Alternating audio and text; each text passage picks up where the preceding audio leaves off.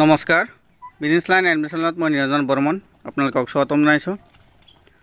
বন্ধুসকল, 2 দিনমান আগতে ভিডিঅ' এটা বনাইছিলোঁ যে হাঁহ কুকুৰা চৰাইৰ কিছুমান বেমাৰ আছে যিবিলাক বেমাৰ নেকি আমি ধৰিব নোৱাৰি বা কিহৰ কাৰণে হয়। এটা দুটাকৈ কুকুৰা চৰাই মৰি থাকে, গম পোৱা নাযায়।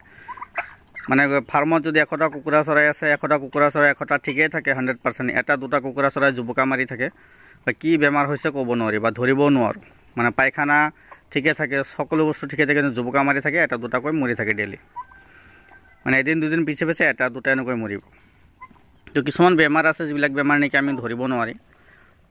ভেকচিনটো সকলোৱে কৰে, ৰাণীখেত, গামবৰো, মানে যিবিলাক ভেকচিন আহে ভেকচিনটো সকলোৱে কৰে, মানে কুকুৰা চৰাই বা হাঁহ থাকিলে হাঁহক। কিন্তু এইটো মেডিচিন এনেকুৱা, এইটো হৈছে মেইন হৈছে আপোনাৰ IBD গামবৰৰ কাৰণে NO200। মানে গামবৰৰ কাৰণে বহুত ভাল। ডাঙৰ হ'লে চাওক আমি ৰাণীখেতৰ ইনজেকশ্যনটো দিওঁ, কিন্তু গামবৰৰ ইনজেকশ্যন নকৰোঁ। বা আমাৰ এৰিয়াত সকলো এৰিয়াত মানে এই মেডিচিনবিলাক পোৱা নাযায়।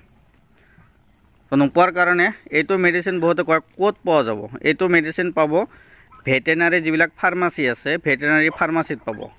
নাইবা ভেটেনাৰী ডক্টৰ আছে, ভেটেনাৰী ডক্টৰৰ লগত যোগাযোগ কৰিব। যোগাযোগ কৰিলে ভেটেনাৰী ডক্টৰৰ পৰা ল'ব পাৰিব, আনি থৈ দিব, তাৰ পৰা ল'ব পাৰিব আপোনালোকে। এইটো ভেটেনাৰী ফাৰ্মাচীত পাব। আৰু ইয়াক আমি দিওঁ দানাৰ লগত মিহলাই। পানীৰ লগত দিলে কি হয়, মানে পানী 100% ইহঁতে মানে ব্যৱহাৰ নহয়, আধা পানী ব্যৱহাৰ হ'ব আৰু আধা পেলনীয়া যাব। সেইকাৰণে আমি এইবিলাক দানাৰ লগত মিক্স কৰি দিওঁ। দানাৰ লগত মিক্স কৰি দিলে কি হয়, ইহঁতে 100% দানাখিনি খাব আৰু তাৰ লগত মেডিচিনখিনিও খাই পেলায়। আৰু যদি পানীৰ লগত দিওঁ, পানীৰ লগত দিলে কি হয়, 50% মানে ব্যৱহাৰ হ'ব আৰু 50% পেলনীয়া যাব। যেনে পানী 100% নাখায়, পানী 100% ইহঁতে। আৰু হাঁহক দিলেতো হাঁহে 90% পানী পেলাই দিয়ে। সেইকাৰণে দানাৰ লগত যদি মিক্স কৰি দিয়ে তেতিয়াহ'লে বহুত ভাল, মানে পেলনীয়া নাযায়, 100% দানা খাব।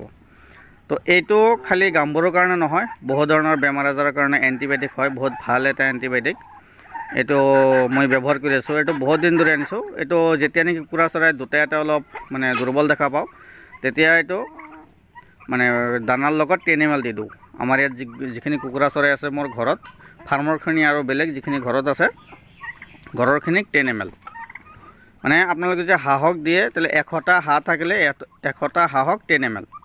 আৰু যি কুকুৰা চৰাই আছে, যিকোনো ধৰণৰ কুকুৰা চৰাই হওক, 100টা কুকুৰা চৰাই থাকিলে 10 ml। এইটো পানীৰ লগতো দিব পাৰে আপোনালোকে। যদি পানী পেলনীয়া নাযায় তেতিয়াহ'লে ভাল, আৰু যদি পানী পেলনীয়া যায় তেতিয়াহ'লে পানীৰ লগত নিদিব, আপোনালোকে দানাৰ লগত দি দিব। বহুত ভাল এইটো এণ্টিবায়'টিক। আকৌ কৈ আছোঁ, এইটো ভেটেনেৰী ফাৰ্মাচীত পাব। আৰু কেনেকৈ ব্যৱহাৰ কৰিব সেইখিনি আপোনালোক জনাই দিলোঁ। আৰু বহুতে ৰিকুৱেষ্ট কৰি আছিল কেনেকৈ ব্যৱহাৰ কৰিম বা ক'ত পোৱা যাব। এইটো ভেটেনেৰী ফাৰ্মাচীত পাই যাব। আৰু ফাৰ্মৰ বিষয়ে অধিক যদি জানিব বিচাৰে, ভিডিঅ'ত লাইক এটা কৰি ৰাখিব, চেনেলটো ছাবস্ক্ৰাইব কৰি ৰাখিব। নেক্সট এটা ভিডিঅ' আহি আছে ফাউল পক্সৰ কাৰণে, যিটো হাঁহ কুকুৰা চৰাইৰ মুখত ঘাঁহ হৈ যায়, সেইটো ভেকচিন কৰিলেও ঠিক নহয়। সেইকাৰণে বহুত ভাল এটা মেডিচিন আছে, সেইটো নেক্সট এটা ভিডিঅ'ত বনাই দিম। ধন্যবাদ।